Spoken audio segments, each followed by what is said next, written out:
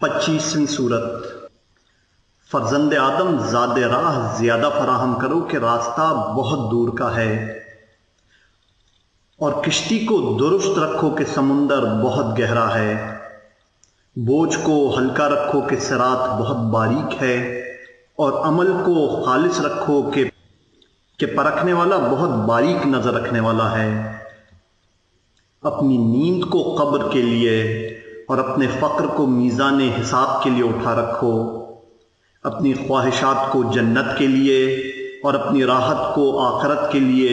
اور اپنی لذت کو حور العین کے لیے اٹھا رکھو۔ تم میرے ہو جاؤ تاکہ میں تمہارا ہو جاؤں، دنیا کو حقیر سمجھ کر مجھ سے قریب ہو جاؤ،